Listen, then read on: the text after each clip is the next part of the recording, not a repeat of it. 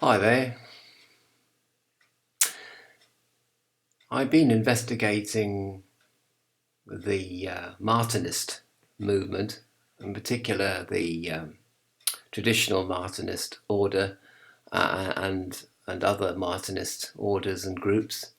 Only a very brief inspection of the various choices that confuse one, and of course it is the usual thing. Really, there are so many of these different groups that in fact it's impossible really to choose which one to actually associate with. I guess the short answer to that is go with your gut instinct. Go on their web page and see what your intuition tells you about the particular group or order being advertised or presented, and that's a good rule of thumb, really. Um, it's difficult though because I'm an analytical person, so I'm not really too into intuitive kind of thinking, really. To be perfectly honest about it, and why not be honest about that? Really, it's best that people know the truth, about who I am, anyway. And the thing is that. I was thinking in the sort of the course of this study or this brief inspection of the choices, I was thinking about the different sort of streams of Martinist thought, and there's the one that where you basically draw a circle and invoke angels and archangels, and they act as intermediaries between you and the divine. And then there's the other stream, which is says that you should be into lone contemplation, but also, I suppose, brief discussions with other people as well, which we'll come on to a bit. And the other stream is a Freemasonry stream, of course, where the emphasis is on charitable works and charity beginning at home, and also members looking after each other. And but This principle of Freemasonry is augmented, if you like, by a spiritual practice, which obviously relates to the original Martinist current. So I rather go for the middle one, which is the lone contemplation and brief discussions and communications with other people. I think mostly it is a lone path, really, that we tread as pilgrims, but you can occasionally meet on the pilgrim's path at a pilgrim's tavern and share experiences and insights, and also discuss things more fully, which is good to do, and you can do it even over Skype or Zoom or whatever. But all this got me thinking about, I mean, I rather liked the Martinist philosophy, which is literally one sentence, which is the reintegration into the divine. And I had a discussion with somebody, and they said, well, of course, that's equivalent to soul awareness. That's what we're really talking about here, soul awareness. Um, but so that's sort of the spiritual objective as the Martinists see it, and it's a really simple, uh, apparently simple objective, but we'll get on to that in a minute as well. And then I was sort of thinking, contemplating about the challenges of the spiritual life and the various sort of difficulties and difficult kind of the different, I don't know, grades of intensity of difficulty and challenges which face the spiritual pilgrim. So here we start off with the materialist, the atheist, the materialist, the secularist, the person who is completely in the world and of the world, and they're buying a pair of shoes. You go online or you go window shopping, and you buy your pair of shoes. Um, you make up your mind that you need a pair of shoes and you want a new pair, or you just want a new pair, or you want to keep up with somebody who you admire who's got a new pair of shoes and you want the same pair of shoes, keeping up with the Joneses kind of thing. And of course, there's all the stress, or you need a pair of shoes to go to a wedding or something like that. And of course then there's the stress of deciding which pair of shoes and deciding whether you've got enough money to afford a new pair of shoes that you've seen. So the difficulties here, the usual stress, so I put the line is a bit higher than in fact the 2 minutes of self-awareness every day. And after the stress of living in the material world, that 2 minutes, if you practice it regularly, will seem like getting into a lovely warm aromatherapy bath with candles, and you will feel really, really, fantastically, because it's such a I suppose it's such a change from the materialist world just to go into your breath, become aware of your breath for 2 minutes a day.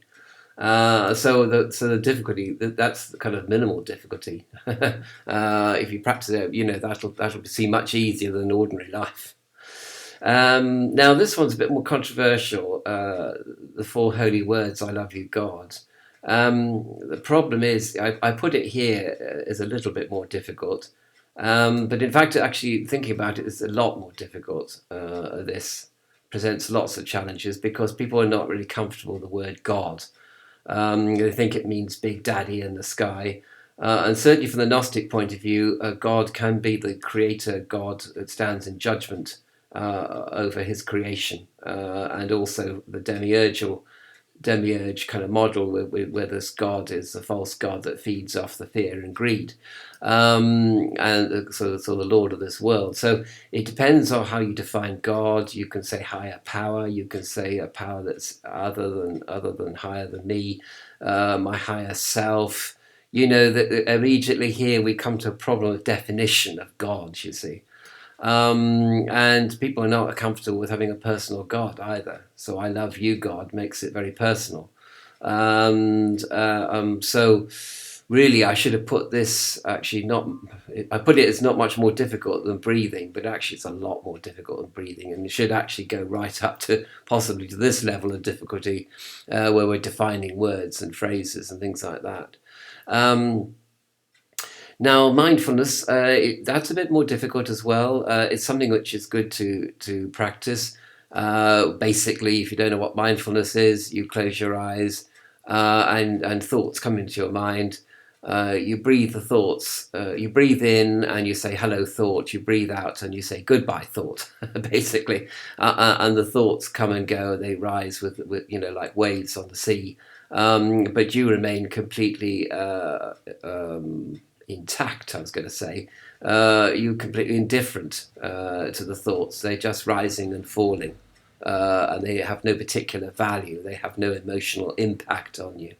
So that's a good thing to practice every day. A little bit more difficult, I would say, than just doing the breathing. But it depends. Everybody is different, I suppose, really. And then I've got more difficult again is visualization of the Holy Grail, for example. But it could be like a little simple thing, like a lavender coloured triangle like this. You close your eyes and you try to visualize that triangle, or you try to project that vision onto the backs of your eyelids, as I've explained before. It's a technique which doesn't last very. Your brain immediately distorts it and crumples the image up and gets bored very easily. So visualization is a bit more difficult even than mindfulness, although mindfulness you also get bored, fed up with it, and start to kind of hold on to the thoughts and not let them go. So it's quite difficult, in fact, to do it. The trick is not to do it for very long, and build up very, very gradually. Often people give up these practices because they try too much too quickly, and then they can't do it, and they get fed up and they just give it all up. You see, same as practicing an instrument. So you have to go very, very gradually with your practice. So practice smart as well as regularly. Okay. And then, of course, you come up to with the actual nub of the thing, which is soul awareness and reintegration with the divine. And also God as well. And this is where it becomes a little bit more difficult. I also put studying texts sort of hovering around this. You can study text as well. The problem is if you're doing it on your own, you sometimes get a sort of idée fixe, as they call it. And you get an idea, you sort of go with a piece of text, and you hang on to that piece of text for dear life. And then you start to invest emotionally in that piece of text. And then you sort of rather become a dogmatic person with an idée fixe about things. I'm always guilty of this as well. And the thing about discussing ideas which are very complex and definitions which are very complex to arrive at, such as what is soul, what is attainment, you have to discuss it with other people, because what I find is very interesting is that you actually come to a sort of collective definition of the word pro tem. So it's a temporary definition of the word according to the makeup and mood of the group. And the group consciousness comes to a definition of God, for example, which might be overturned by by a discussion later in the week or something, or later in the month, but that's okay. So you're actually creating reality. You're creating definition, if you like, through a collective process of dialogue and discussion. But dialogue and discussion also depends on people not getting uppity about what they feel to be true. And of course, you can have personality clashes and of course, ego games as well come into it. So a lot of people don't like to have that and prefer to be on their own. But it is fun to actually create, if you're with nice people, people of good conduct and respectful of one another, then you can actually arrive at a pretty interesting collective definition, which you might not come to by yourself, which you definitely wouldn't come to by yourself in actual fact. But so the difficulties there are quite complex. But people want to define who God is, and want to know who God is and what soul is and who soul is and all that. And they want to also discuss the texts that they read, which they might not understand. So it's a necessary difficulty, but we are getting higher and higher in the difficulty. This is the difficulty line in green here. And of course, the ultimate difficulty, I suppose, is continuous practice. That's very difficult. You've got to keep going with this practice. You've got to keep going with your what you call introspection and your prayers. You've got to keep doing it daily, and you will get better at it. But you'll also hit plateaus as well, where you can't make any progress, and then you begin to question what is progress anyway. And the lots of distractions start to come into your mind to stop you from doing the practice at all, which is, of course, one of the things that Demiurge, he doesn't want you to do the practice. He doesn't want you to do the breath awareness or the mindfulness. He doesn't want you to focus on soul or spirit, because then you become useless to him and his agents after that, you see. But the biggest difficulty of all, and I've sort of put a red arrow saying this goes into infinity amount of difficulty, is to apply all this to everyday life. So you're fixing the shingles, you're changing the diapers, you're cleaning the floor, you're washing up, you're dealing with home finances, you're dealing with teenage children, you're dealing with all the things of life. And as you deal with all the things of life, including buying a new pair of shoes, why not? You've also got to focus on the spiritual whilst you're doing all these things. And also perhaps to focus on the intermediaries between you and the divine, such as the Holy Spirit and Jesus, and the saints and the martyrs, and possibly even some of the archangels and angels as well. You need to kind of tune into them.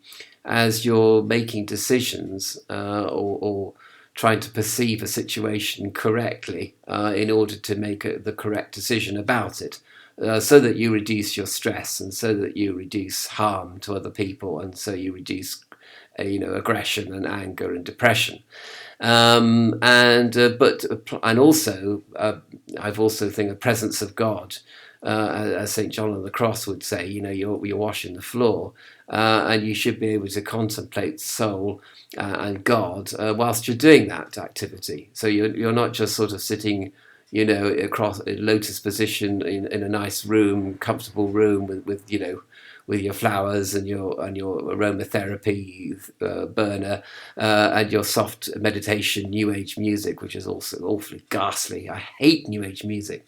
Dreadful stuff. Anyway, send me round the bend.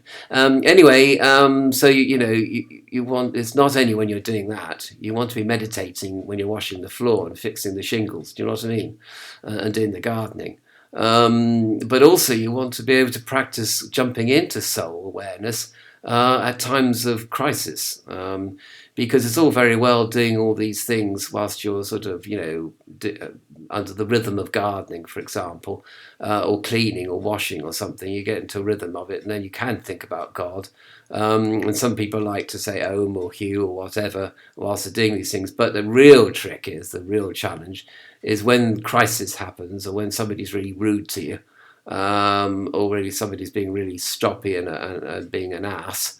That's the time to actually then jump into soul awareness at these times of crisis, so that you don't go into fear and aggression and harm and anger and all the rest of it. Psychic energies, which of course are useful to the demiurge and his agents.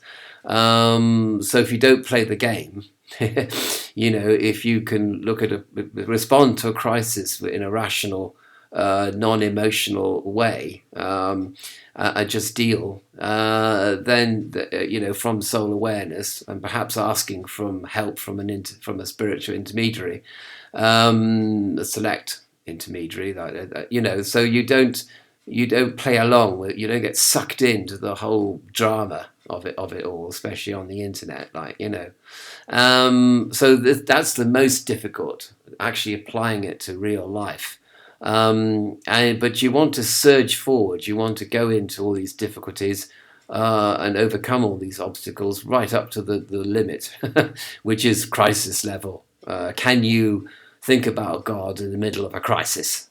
And not just say, oh God, although people do. I mean, that's a kind of thing people do say, oh God, oh Ram, and I suppose it's okay, but you need to go into soul awareness in the middle of a crisis, and that's really the real test, because otherwise it sort of doesn't count, really. Because if you're only spiritual on the weekends, or only during a spiritual weekend, that's not much point. You've got to take it out into the world. You know what I mean? So I don't quite know what all this has got to do with the traditional Martinist order. I suppose they might say the same thing, actually. And indeed, their initiatory path could actually follow, taking you from the material to the spiritual, and crossing over all these different stages, and being, and members of the order being there for you, as you go from one difficulty level to another, and finally being there for you, when you're actually out in the world, going into soul awareness at times of crisis, when everybody else is freaking out. You're just going into equanimity, which is an indifference. So, and that would be the most spiritual you could possibly get within this world. And that spirituality that you develop, that's a spirituality which is creating the rainbow bridge between you and heaven, between soul and heaven. So it's important that you meditate, that you introspect, but also that you go outside your introspection and apply it to ordinary life. So I don't know. I like to think that I may have covered what Martinism stands for. I quite like Martinism because it also goes into, it looks at the definition of God and soul, from different points of view, from the point of view of the Kabbalah and alchemy and numerology, even, and angelology, the study of angels and whatever. So that's quite interesting. I'm not really too keen on invoking angels and things in magical circles, because my argument is you don't really know who you're dealing with. It's like being on Second Life. People have got these avatars, and you could have a real whack job, pretending to be a really nice person, because you don't know enough about the person on the internet. You see, that's a problem, as we all well know, and it's the same in the sort of psychic land. You often, don't really know who you're dealing with or what you're dealing with, and it could be more than you could bite off more than you could chew quite quickly. So theurgy. And Metacism, as I say, sometimes they're not transcendent enough, and sometimes they can even be devolving into rather more materialistic, worldly energies, as it were, to put it metaphorically, and that could be a real problem for you. And you could get really, really trapped and not doing anything unless you ask the angels advice. And it turns out they're not even angels that you're seeking advice from, but a lot of mischievous demons who really want to make your life even harder than it is already. And I think in the material world, life is pretty damn hard, or as it is, without having them jumping on the bandwagon and giving you more grief every day, besides the grief that you already have. Do you know what I mean? So that's why I rather I like the simplicity of Martinism, or the traditional Martinism. I like that sort of simplicity. There's not much, there's a lot of studying to do, I suppose, but there's not a lot of methodology. And it more or less follows this green line that I've got here in my illustration, and I like that. I think if one could follow this green line all the way to the top, from the material to the spiritual, applying the spiritual to this world, then you would be a high initiate, I would say. And you don't have to call yourself a high initiate or wear robes and gongs and stuff like that, and blow trumpets or whatever. You're just there in a simple kind of way, and I think that's kind of good, and that's a good spiritual path to follow. And if you're belonging to a group of people that are also following the same spiritual path, more or less, as yourself, then you can all help each other, like pilgrims on the pilgrim's way. So I'm not quite sure what on earth this has got to do with looking at traditional Martinism. But if it's got anything to do with anything, then I hope that I have sort of inspired you to follow this spiritual path at the very least, and to follow it all the way to the end, to endure to the end, which is great, So I think I'll park it there. Sorry, it's a bit of a ramble. But I follow a bit of a rambling path when I'm thinking about things, as you probably gathered by now. So anyway, good luck on your spiritual path. That's all I can say to you, really. And good luck, and don't forget to call for help if you need it, from trusted people who are either already there or are getting there.